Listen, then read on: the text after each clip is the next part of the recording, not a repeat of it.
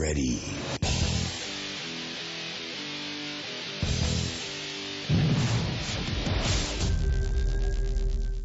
Welcome to another episode of Buff in the Rough. I had the privilege to interview hunters for various outdoor and hunting magazines and this very podcast for around 20 years. I've enjoyed learning all about their life stories and how the love of a good old hound dog makes everything just a little bit better. And at some point during the conversation, I always ask the question that goes something like this: what will be the biggest challenge facing future hunters? I would venture to say that the answer has been nearly the same for 99% of all those asked: land access. Folks can figure out a way to buy a hound, equip it with electronic tracking gear, get it fed, and haul it to the field. And while those things can take time and be expensive, it's doable. What's becoming more and more of a challenge is finding and or keeping access to good hunting spots. In most areas across the country, gone are the days of the local farmers and landowners giving you permission to go hunting at your leisure. Many of those farms and large tracts of property are falling prey to, I'm using air quotes here, progress. At least that's what your locally elected officials will call it. It means that those large tracts of land that were enjoyed by you and your ancestors are being developed into communities that generate a positive cash flow for your government. They're always looking for more ways to fund projects, and this model has served them very well. And this is not a problem unique to where I live in North Carolina. No, it's nationwide. So should you just give up, sell out, and play pickleball? Well, I hear it's a great exercise for those that feel inclined, but I'm not ready to make that transition, at least not yet. Not without resistance. So what can you do? I encourage you to listen with great focus to our next guest. Emily Callicutt is a wildlife biologist and director of conservation at the Three Rivers Land Trust. She's going to share with us her thoughts on public access for hunting, protecting agricultural lands, conservation, and a whole lot more. Help me welcome Emily to the program. Well, hey Emily, how are you? Hey Sam, I'm doing well. Thanks for having me. Well, I am excited to have you on today because I love it when I have people on where I learn something. And I know I'm going to learn something today. Well, I certainly hope that's the case. I'll try my best. Well, before we get started, could you just tell us a little bit about yourself? Yeah, absolutely. So I'm the director of conservation with Three Rivers Land Trust. I've been here about 5 years now. And my background is really in wildlife biology. I did my undergrad at NC State in fisheries, wildlife, and conservation biology. And then right after graduation, I worked for the Fish and Wildlife Service for kind of a term position managing the hunting program on a wildlife refuge in Maryland. That term position kind of came to an end, and I was looking to get a little closer to home and kind of fell into a job with the Land Trust. I had a family friend who knew someone who worked here, and they had a position open at the time I was looking. And I started as a land protection specialist, just kind of learning how we actually protect land and what that process is like. And while working full-time with the Land Trust, I went back to school at Clemson and got my master's degree in wildlife and fisheries resource management. So all of that has, really aligned with my passion for wildlife and conservation and being able to put that work into practice with what I do every day. Excellent. Well, Yeah. Could you tell us just a little bit more about what Three Rivers Land Trust is? Mm-hmm. Yeah, so we are the local land trust that serves the Piedmont and Sandhills of North Carolina. We cover a 15-county region, basically from Statesville all the way down into Fayetteville. And we really, align our mission into four key components. We're looking to expand public land, so buying and transferring land to get that in to the public for those recreational uses. And then we're looking to save family farms and help make sure those farms that feed and clothe us can stay in operation and in the hands of the families who steward them. We're also looking to protect local waters and wildlife habitats so that we all have healthy water to drink and the wildlife that we love have places to thrive. And then we have a pretty unique partnership with the military to actually conserve land around the military bases kind of for national defense purposes to make sure they can continue to train and utilize those base areas without, apartment complexes and tall structures and lights going up on their boundary to hinder their training efforts. So every project that we do kind of falls into one of those four buckets. broadly. We've been around since 1995. We've conserved about 53,000 acres in that time frame. We'll hopefully tack another 4,000 acres onto that this year if the stars align on every project we've got going on. And really, that is our bread and butter. We are here to help conserve the places that we love in our region. We have additional projects that kind of support that. In addition to our land conservation work, we have what's called our Habitat Enhancement Lands Program, or HELP for short, to be a fee-for-service management arm for private landowners who are interested in, managing their land for timber production or for wildlife enhancement. We really want to be your one-stop shop for everything you need conservation-wise within our region. We also do some really fun stuff to help support all of this work. We do our Sportsman Access Program, which is kind of a lottery draw hunt system for folks who are looking for places to get out and hunt on really well-managed private land. We own and manage about 10,000 acres, and about 5,000 of that is enrolled in this program. And then we have, just other sort of fundraising events that help support that. We do archery tournaments and backpacking trips and kind of more formal banquet-style fundraisers, and we always have something fun going on around here. Well, it sounds like you've got enough on your plate to stay busy. Absolutely. We never really have a slow season. We're busy all year round. Well, let's look at these buckets, Sam. You talked about maybe 4 different buckets here. Tell us about what you do and how does it work? We'll look at expanding public lands. So what does that look like? I mean, how do you get lands? How does that work? Just the whole process. Yeah, absolutely. That's a good question, and one that I think confuses people sometimes when we talk about this. So when we say we expand public lands, the majority of the time we do that, we are purchasing land, whether that be land that's listed for sale that we know is adjacent to national parks, local parks, or national forests rather than national parks. We don't have any national parks in our region, but national forest land, state parks, local parks, game land. We will buy that land and then work to transfer that to that public agency. They then manage it, and it's publicly accessible forever. The reason we do that is because these state or federal agencies typically are not as agile as we are. They don't have the ability a lot of times to contract with private landowners to get land under contract to purchase it, and they also cannot raise and move funds as quickly as we can. So, they may have something they want, but it's going to take them 5 years to get the approvals and all of that they need to actually purchase it. Whereas, we can just go in and purchase it and hold on to it until they're ready to accept ownership. Mm-hmm. And we've been really successful in that. We've transferred over 8,000 acres of land to the public trust in our 30-year history. Well, you mentioned fundraising. How do you get the money to buy land? Yeah, so we are a 501c3 nonprofit. So, all of the work that we do is supported by members who support our mission. The majority of our members give at a $35 a year or greater level. If you are interested in the work that we do and want to become a member, I would direct folks to our website, trlt.org. That's where you'll find everything you need to know and how you can support us. So that's what pays our staff and keeps the lights on to do this work. When we look at how we're acquiring land, a lot of it is through those private donations, members who support the work that we do, private grant agencies who support the work that we do. And then occasionally we are able to secure state or federal grants for acquisitions as well. Mm-hmm. That's super interesting. So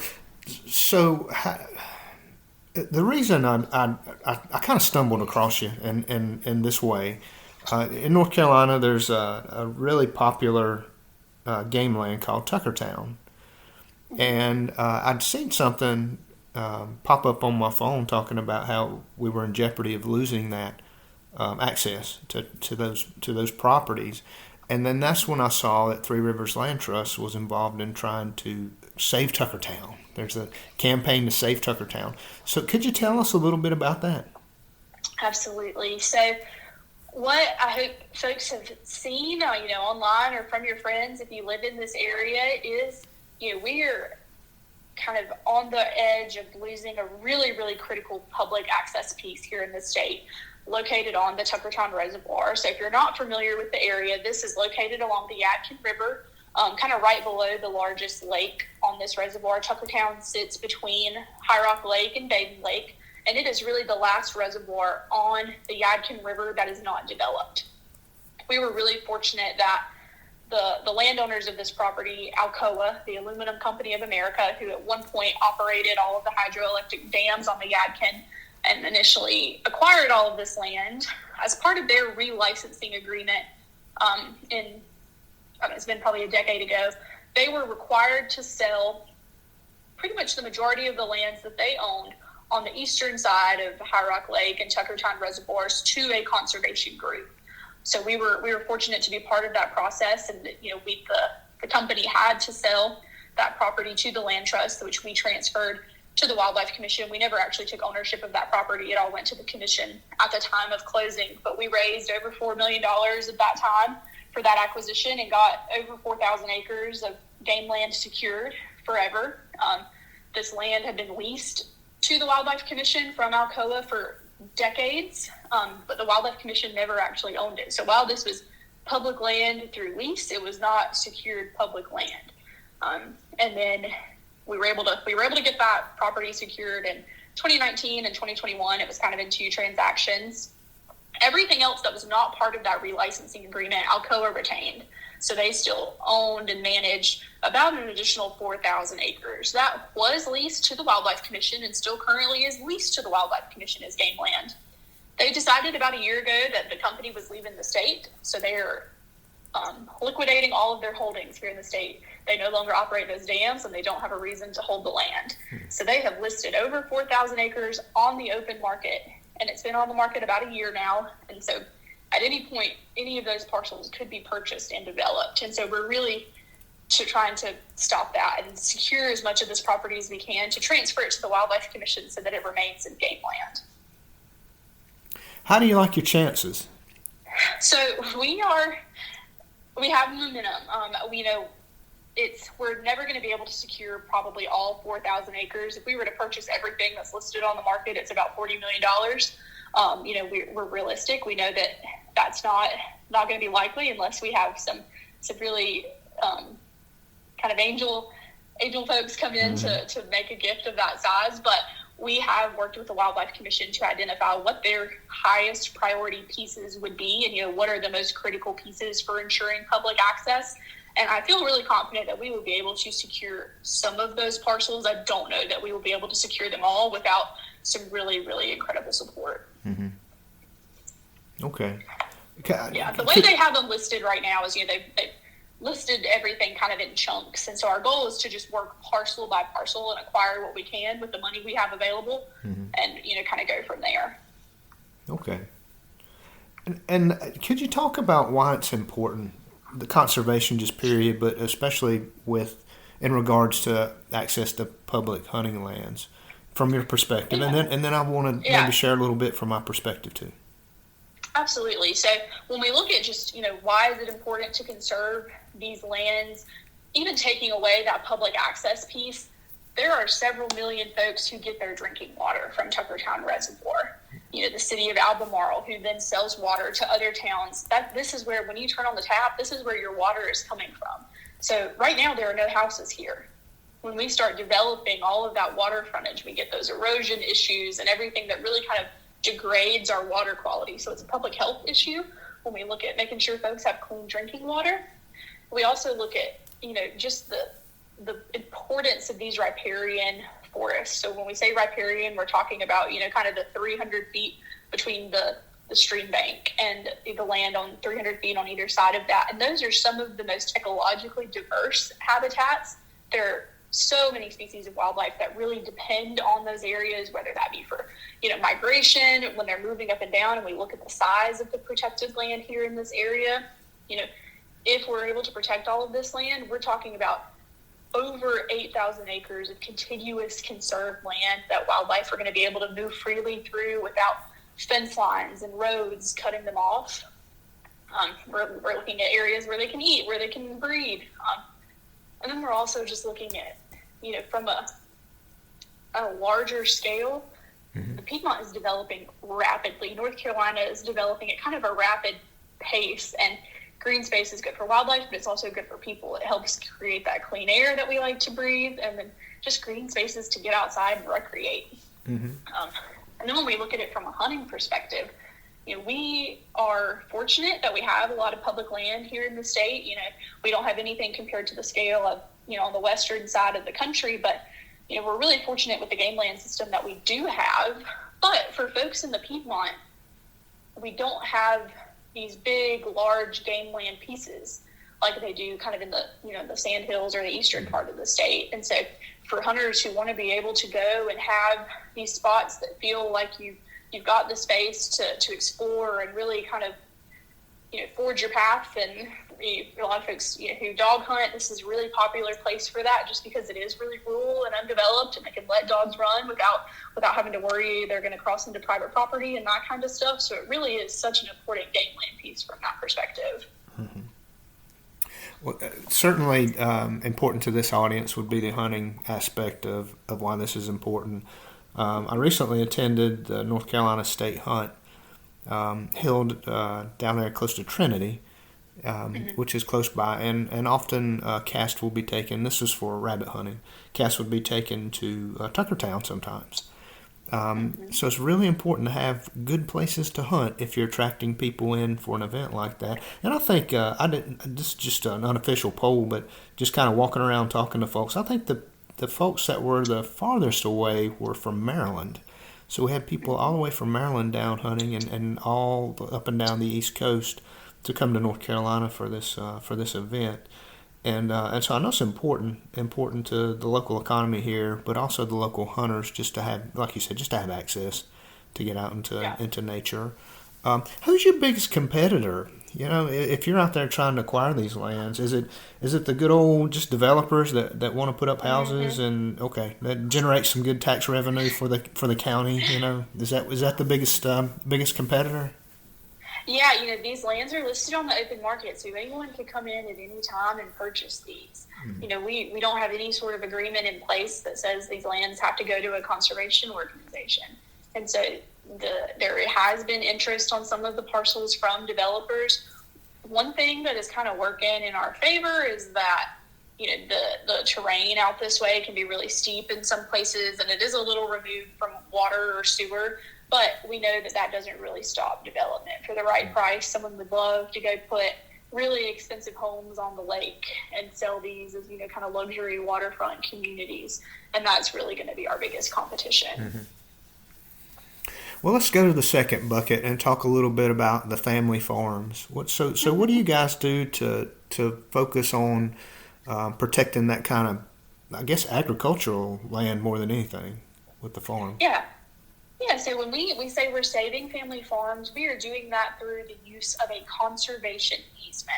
So the farmer still owns the land. They could sell it. They could pass it down to their children. But that conservation easement is a legal document that is placed on the property that prohibits really subdivision and commercial and industrial development. So, if a 100-acre farm is protected, it's going to have to stay in that 100-acre configuration. That easement runs with the property in perpetuity. So whoever owns the property after that easement is placed has to follow those same restrictions.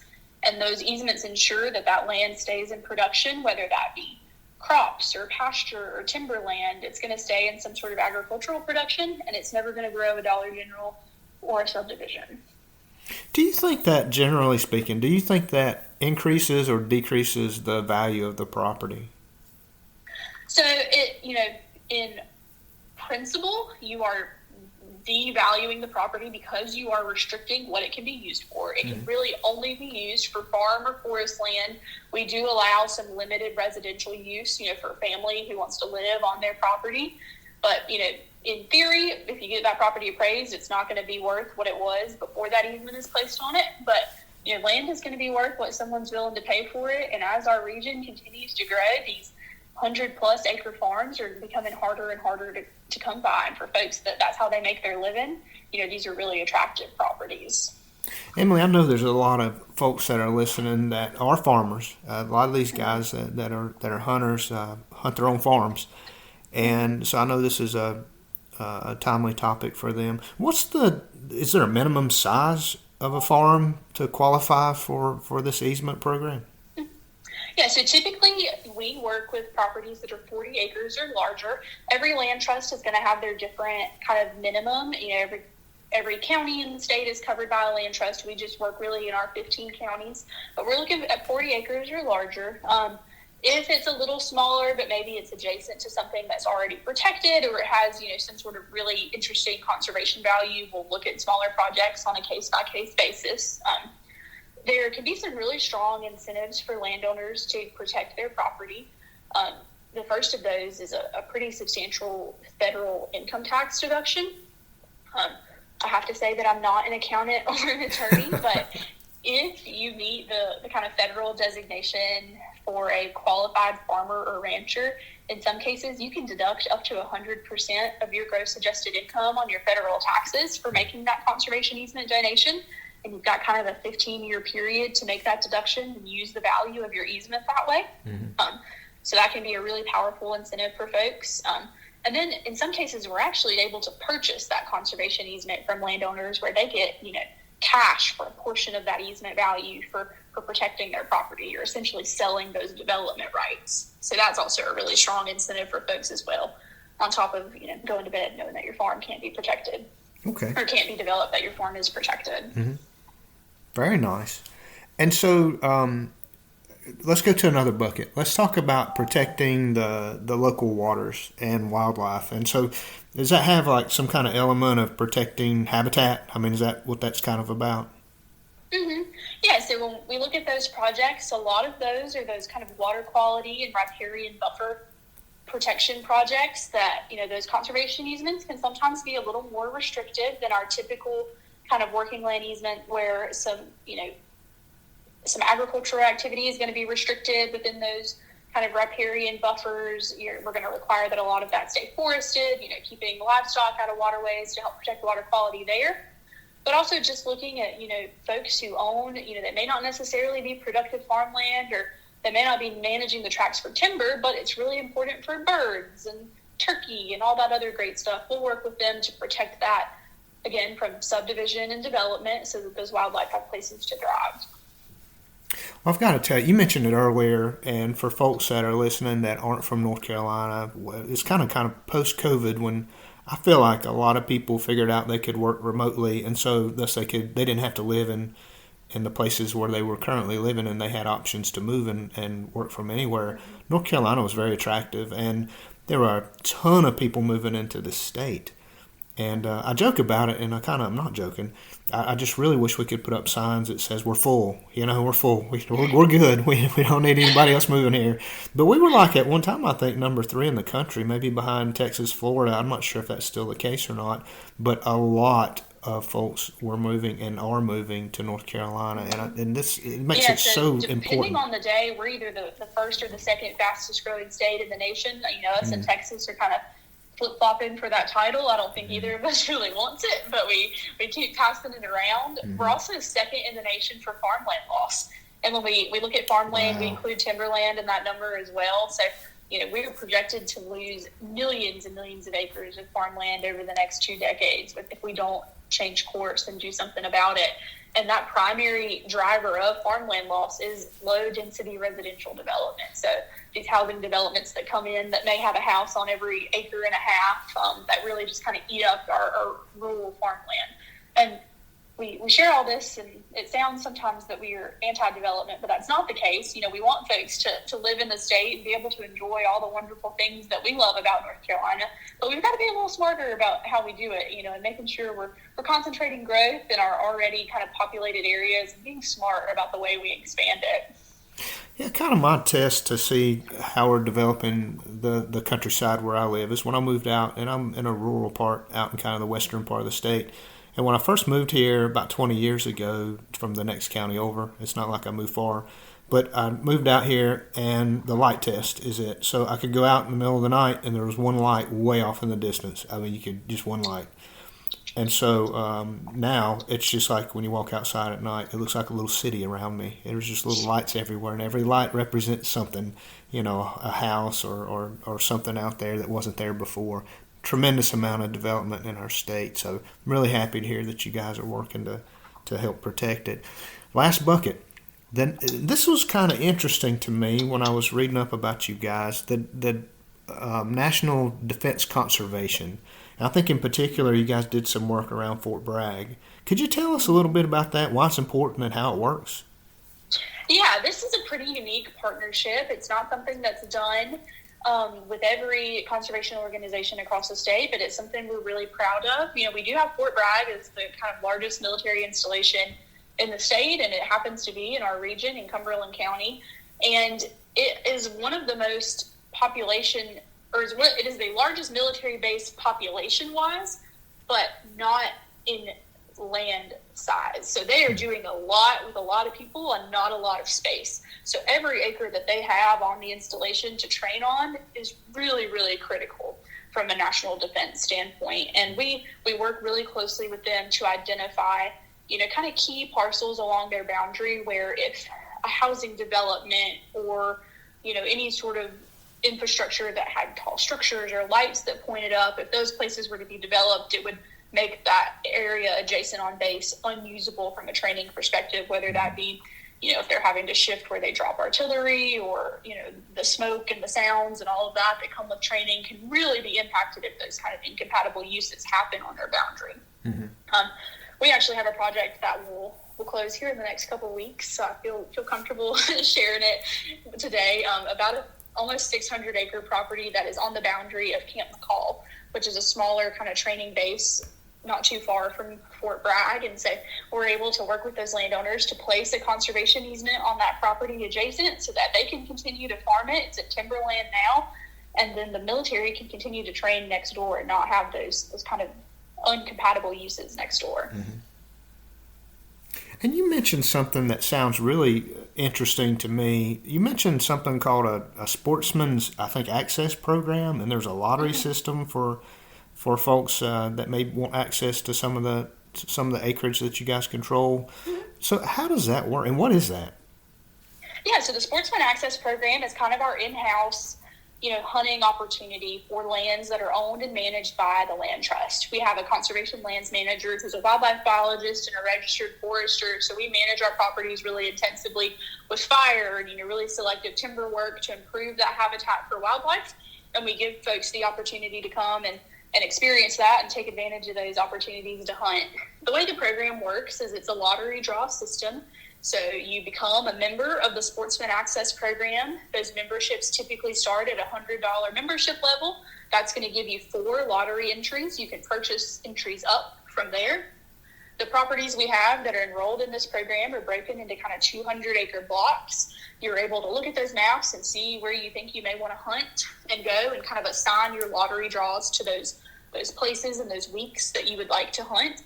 If you're selected through our kind of random draw, you get that property for the week. So you're the only person hunting on that 200-acre property for your lottery period. Mm-hmm. If you have friends that you'd like to hunt with as well, you can kind of team up and strategically place your draws and hunt with up to 3 folks for your draw week as well. Mm-hmm. Do people, this might be a weird question, but do people give these away as like gifts? Could you, for Christmas this year, decide you want to give your kids all a membership to the Sportsman Access Program? Yeah, absolutely. Michael Chapita, who runs that program for us, would be more than willing to help you work out the details of that for a gift membership. You can see all of the properties. We have maps and game pictures and everything like that on our website. We also have a members-only Facebook page as well for members of the SAP where we share trail cam photos and the blocks and the properties where they were taken to help folks kind of figure out where they would like to go. But, you know, it is a really great program, and folks harvest some really nice deer and turkey off of those properties. So, Emily, as we start to wind up, there's still a couple of things that I was hoping to talk about. One is just this, the gist of why I wanted to talk to you today was really about Tuckertown. And I can't believe that this is unique to North Carolina. I believe that probably every state in the union has the same issue. I've talked to people from all over the country, and one of the questions I typically ask is, what concerns you most about the future for hunters? And almost 100%, it's got to be in the high 90s, they all say access to hunting land. That they're not worried about finding a good dog to hunt.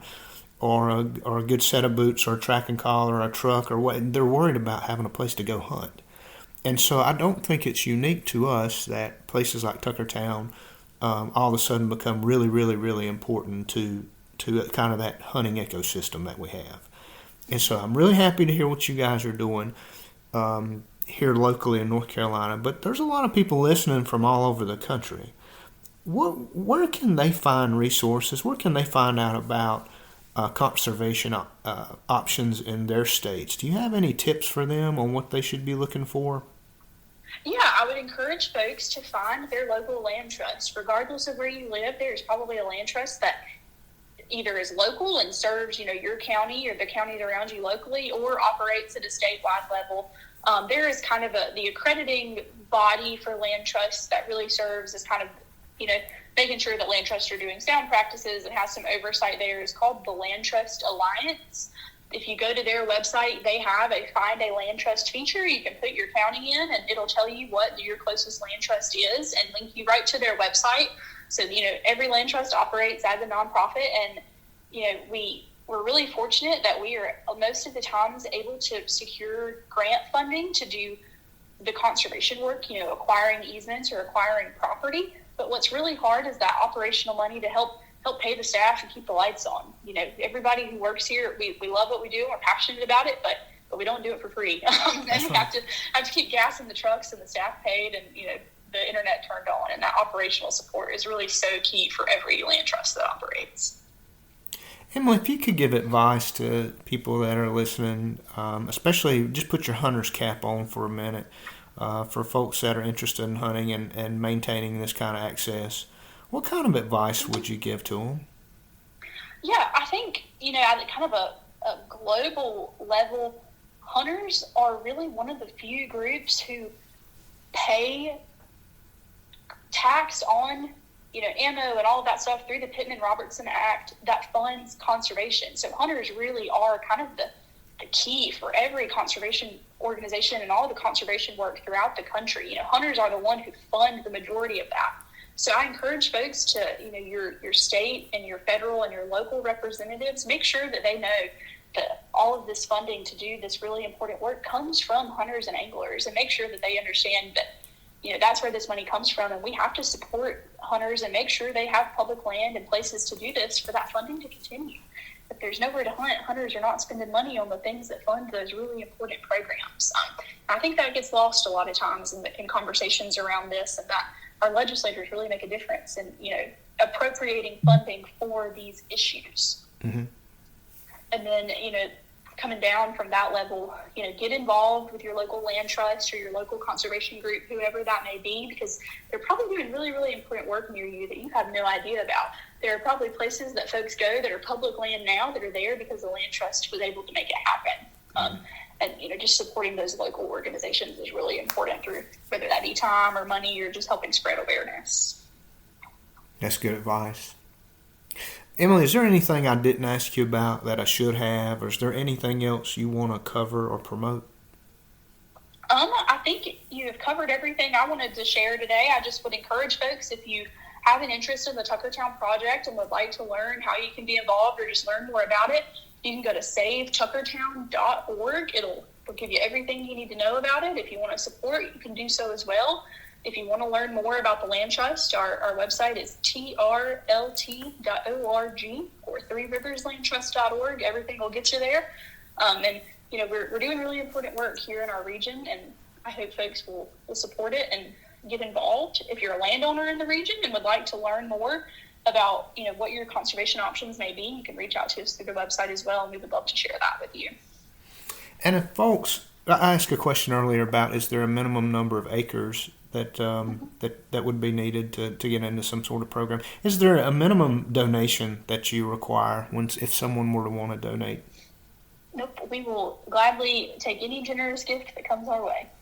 Very good. Well, thank you again so much for talking to us today. You've been a wealth of information, and certainly have given me a lot to think about, and I think probably a lot of other folks that are listening today. And I hope it inspires people to take a bigger interest in their own communities, their own states, and really embrace this conservation. It is absolutely, I think, the key, central, biggest challenge that we face for hunters. And I thank you for your work, and I hope that somebody sends you some money after listening to this. Absolutely. I appreciate you having me and for giving me the chance to share about what we're doing. Thanks, Emily. Thank you so much. Thank you. Thank you for listening to Buff in the Rough. Remember to like and subscribe if you want to be notified when new content is available. And please send comments and suggestions to buffintherough@gmail.com.